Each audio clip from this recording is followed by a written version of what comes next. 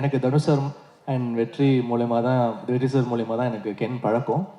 அசுரன் வந்து first skirt முடித்தோடனே எனக்கு footage காமிச்சார் வெற்றி. அப்போ வந்து கென்னோட போர்ஷன் பார்த்துட்டு நான் சொன்னேன், இல்லை கொஞ்சம் வெயிட் கம்மி பண்ணணும் இவர், க்ளோஸ்அப்ஸ்லாம் திருப்பி எடுங்க வெற்றி அப்படின்னோடனே கென்னை வந்து ஓட ஆரம்பிச்சிட்டாங்க. த்ரெட்மில்ல ஓட இங்கே ஓட. ஸோ க்ளோஸ்அப்ஸ்லாம் திருப்பி பஞ்ச் பண்ணாங்க. ஸோ அந்த மாதிரி நிறைய வந்து கென்னை நான் அப்போ டார்ச்சர் பண்ணேன். அதுக்கு திருப்பி அவர் எங்கள் டைரக்டர் கிட்ட வந்து என்ன செஞ்சார், தனுஷ் சார் கிட்ட வந்து சாங் வந்து நாங்கள் பண்ணிடுவோம், நிலவுக்கு நடியில் வந்து கோல்டன் ஸ்பேரோ எல்லாம் பண்ணிடுவோம். பண்ணிட்டா போட்டு காமிப்பார், பயங்கர ஜாலியாக வாங்கிட்டு போவார். அப்புறம் ஃபோன் அடிப்பார், மச்சான் இந்த கென்னு வந்து பிடிக்கலன்றான்டா, சாங்கு ஒர்க் ஆகலைங்கிறான்டா அப்படின்னு.